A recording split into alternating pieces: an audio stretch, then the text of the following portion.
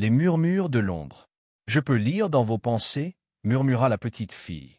Le juge éclata de rire, jusqu'à ce qu'elle dévoile le secret qu'il avait enfoui sous des années de mensonges. La salle d'audience vibrait d'un bourdonnement inquiet. Les spectateurs, avocats et journalistes échangeaient des regards perplexes, leurs murmures s'amplifiant comme une vague. Au centre de la pièce, sous les lustres imposants du tribunal de comté, se tenait Ariel, une fillette noire d'accent grave peine 8 ans. Ses tresses défaites, ornées de perles multicolores, encadraient un visage marqué par la poussière des rues. Sa veste bleue, usée et trop grande, pendait sur ses frêles épaules, les manches effilochées frôlant ses mains. Ses pieds nus, légèrement calleux, semblaient ancrés au sol alors qu'elle s'avançait vers l'estrade du juge Randall. Le juge, un homme corpulent aux cheveux grisonnants et au regard perçant, ajusta ses lunettes et serra son marteau d'ébène. « Qui a permis à cet enfant d'entrer ici » tonna-t-il, sa voix résonnant dans la salle aux boiseries anciennes. Un huissier, un jeune homme au visage crispé, s'avança timidement. « Elle a insisté pour vous voir, monsieur le juge. Elle refusait de parler à quiconque d'autre. » Randall haussa un sourcil, son expression mêlant amusement et agacement. « Et pourquoi moi, exactement ?» Ariel releva le menton, ses grands yeux marrons, profonds comme un puits sans fond, fixant le juge sans ciller. « Parce que je peux lire dans vos pensées, » dit-elle d'une voix douce, presque mélodieuse, mais d'une clarté qui figea l'air. Un rire nerveux éclata parmi les spectateurs. Les avocats échangèrent des regards moqueurs, et quelques journalistes griffonnèrent frénétiquement dans leurs carnets. Randall laissa échapper un ricanement sec, se calant dans son fauteuil en cuir usé. « Lire dans mes pensées » répéta-t-il, un sourire narquois aux lèvres. « C'est charmant, ma petite, mais ce tribunal n'est pas un cirque pour enfants. » Ariel resta immobile, son regard inébranlable. « Tu ne me crois pas » murmura-t-elle, sa voix perçant le brouhaha comme une lame. « Comme tous les autres. Jusqu'à ce que je révèle ce que tu caches, ce que tu portes comme un poids depuis des années. » Le rire s'éteignit. Un silence oppressant enveloppa la salle, seulement brisé par le craquement du parquet sous les pas d'un huissier. 2 jours plus tôt, Ariel avait été retrouvée errant dans les ruelles sombres du quartier ouest, ses pieds nus foulant le bitume froid, ses vêtements déchirés par des jours d'errance.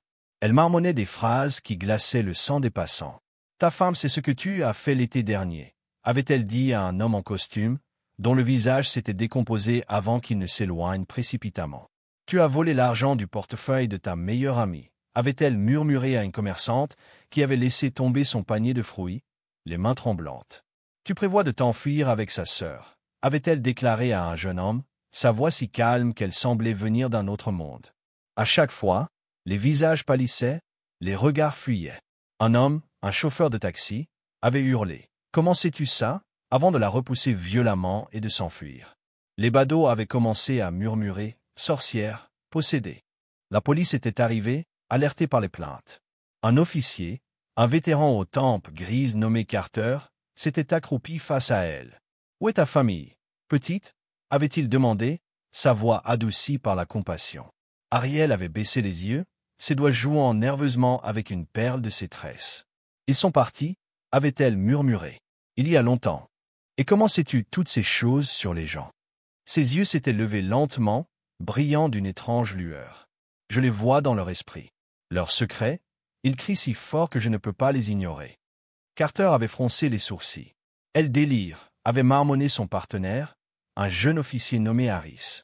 Mais quand Ariel s'était tourné vers lui et avait dit « Tu portes encore son parfum, n'est-ce pas? Celle que tu vois tous les jeudis soirs, derrière le dîner ?» Harris avait reculé, le visage blême, comme s'il avait vu un fantôme. « Cette gamine n'est pas normale » avait chuchoté Harris, la main crispée sur son talkie-walkie. « Qu'est-ce qu'on fait d'elle? Elle répète sans arrêt qu'elle veut voir le juge Randall » avait répondu Carter, perplexe. « Conduisons-la au tribunal. Peut-être qu'il saura quoi faire. » Retour au tribunal, Ariel fit un pas de plus vers l'estrade, ses pieds nus effleurant le sol avec une grâce presque surnaturelle. « Tu l'as caché pendant 16 ans. » dit-elle, sa voix douce mais implacable. « Ce que tu as fait, ce qui te hante chaque nuit, quand tu te réveilles en sueur, le cœur battant. » Le sourire de Randall s'effaça. Une lueur d'inquiétude traversa son regard. « Tu mens, » lança-t-il, la voix rauque. « Tu n'es qu'une enfant qui joue à un jeu dangereux. » Ariel leva une main frêle et la posa délicatement sur le bord du pupitre en bois verni. Un murmure choqué parcourut la foule. « Ne touche pas le juge !» s'écria un avocat, mais elle ignora l'ordre.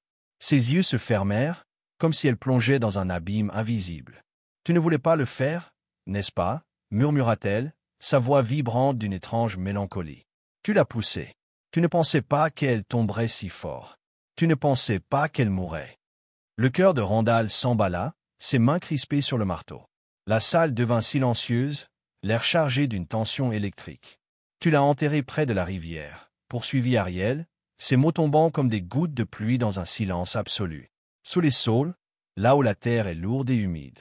Tu pensais que le courant l'emporterait si quelqu'un la trouvait, mais tu l'as recouverte de pierres pour être sûr. » Randall bondit de son siège, son marteau s'abattant avec un craquement sec. « Assez !»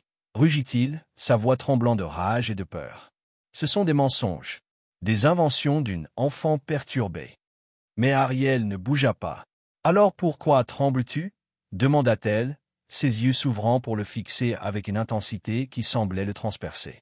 La foule éclata, en murmures frénétiques. « C'est vrai » chuchota une femme. « De quoi parle-t-elle » La respiration de Randall devint erratique.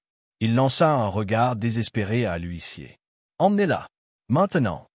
Mais Ariel parla plus fort, sa voix résonnant dans la salle comme un écho venu d'un autre monde. « Tu la vois toutes les nuits. Dans tes rêves, elle est là, sous les saules, ses cheveux trempés, ses yeux pleins de reproches. Elle crie ton nom, encore et encore. » Randall recula, son visage livide, ses lunettes glissant sur son nez. « Comment peux-tu savoir ça ?» murmura-t-il, la voix brisée, presque inaudible. Ariel inclina légèrement la tête, ses tresses frôlant ses épaules. « Parce qu'elle crie toujours. Et je l'entends. » Le chaos éclata.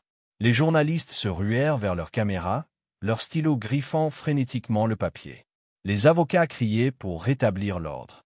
Le marteau de Randall s'abattit à plusieurs reprises, mais le son se perdait dans le tumulte. « À l'ordre !» hurla-t-il, sa voix tremblante, ses tempes luisantes de sueur. Ariel posa de nouveau sa main sur le pupitre, ses doigts effleurant le bois comme si elle touchait quelque chose de vivant. « Tu l'as enterré près de la rive, » dit-elle, ses yeux plissés, comme si elle voyait la scène se dérouler devant elle. « Tu pensais que le courant emporterait son corps, mais la terre était trop épaisse. Tu as empilé des pierres, une par une, jusqu'à ce qu'elles disparaissent. » Les jambes de Randall vacillèrent. Il s'agrippa au bord de son banc, ses jointures blanches comme l'os. « Arrête !» siffla-t-il, la voix réduite à un souffle. « Tu as gardé son bracelet, » poursuivit Ariel, sa voix montant comme une vague. « Un bracelet en argent, avec un pendentif en forme de cœur.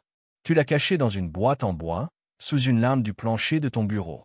Tu le regardes parfois, quand tu es seul, et tu te demandes si elle te pardonnera un jour. » Un silence de mort s'abattit sur la salle. Personne ne pouvait savoir pour le bracelet. Pas même sa femme, pas même ses collègues. C'était son secret, scellé dans l'obscurité de son bureau, sous une planche que personne n'avait jamais touchée. Une femme au fond de la salle se leva, ses mains tremblantes. « De quel bracelet parle-t-elle » cria-t-elle, sa voix brisée par l'émotion. Ariel tourna légèrement la tête, sa voix devenant plus aiguë. « Celui que tu lui as arraché quand elle t'a griffé le visage. Tu portais encore son sang sous tes ongles quand tu l'as enterré. »« C'est de la diffamation » hurla Randall, sa voix se brisant comme du verre. « Emmenez-la, tout de suite. » Mais Ariel trancha son éclat d'une voix claire et implacable. Elle s'appelait Claire. Claire Donovan. Elle avait 24 ans. Tu lui avais promis de la raccompagner chez elle ce soir-là, après la fête. Elle te faisait confiance. Mais quand elle t'a repoussé, quand elle a dit non, tu as perdu le contrôle. Tu l'as poussée, et elle est tombée. Sa tête a heurté le sol, et quand elle a cessé de respirer, tu as paniqué. Ariel vacilla soudain, ses petites mains se pressant contre ses tempes. « Elle crie encore » cria-t-elle, sa voix déchirant l'air comme un coup de tonnerre. Elle dit qu'elle ne s'arrêtera pas tant que la vérité ne sera pas révélée. Randall s'effondra sur son siège, ses mains tremblant violemment. « Je ne voulais pas » gémit-il, sa voix à peine audible. « C'était un accident. Je ne voulais pas lui faire de mal. » Un cri perça la salle. « Claire était ma sœur » hurla un jeune homme dans l'assistance, se levant d'un bond, les larmes ruisselant sur ses joues. « Tu nous as dit qu'elle s'était enfuie, espèce de monstre. » Les journalistes se bousculèrent, leurs micros brandis comme des armes. Les avocats s'agitèrent, tentant de contenir la foule. Ariel baissa lentement les mains, son regard fixé sur Randall. « Elle n'a plus de voix maintenant, murmura-t-elle, sa voix redevenant douce, presque apaisante. Elle dit qu'elle peut enfin se reposer. » En quelques secondes, 2 officiers de police s'avancèrent, leurs menottes cliquetant. « Juge Randall, vous êtes en état d'arrestation pour le meurtre de Claire Donovan, » déclara l'un d'eux, la voix ferme. « Je ne voulais pas, » sanglota Randall, alors qu'on le tirait de son banc, ses lunettes tombant sur le sol. C'était un accident. Personne ne devait savoir. Ariel le suivit des yeux, son visage impassible, ses petites mains croisées devant elle. « Elle a toujours su, » murmura-t-elle, si bas que seul l'huissier à ses côtés l'entendit. Elle attendait juste que quelqu'un l'écoute. Alors que le marteau s'abattait une dernière fois, inutile dans le chaos, Ariel descendit de l'estrade. Un journaliste, un homme aux cheveux en bataille et au carnet tremblant, s'approcha prudemment. « Comment as-tu su tout ça ?» balbutia-t-il. Les lèvres d'Ariel s'étirèrent en un sourire énigmatique, à peine perceptible. « Je n'entends pas seulement les pensées, » dit-elle doucement, ses yeux brillants d'une lueur ancienne. « J'entends les voix que vous avez essayé de faire taire, les âmes que vous avez laissées dans l'ombre. » Sur ces mots, elle tourna les talons, ses pieds nus effleurant le sol, et quitta la salle d'audience, laissant derrière elle un silence stupéfait. Si vous avez aimé cette histoire, n'oubliez pas de mettre un j'aime et de vous abonner pour découvrir d'autres récits émouvants, dramatiques et inattendus. Et dites-nous dans les commentaires, d'où regardez-vous? Nous sommes ravis de vous lire. À la prochaine, restez bienveillants, curieux et continuez à nous suivre.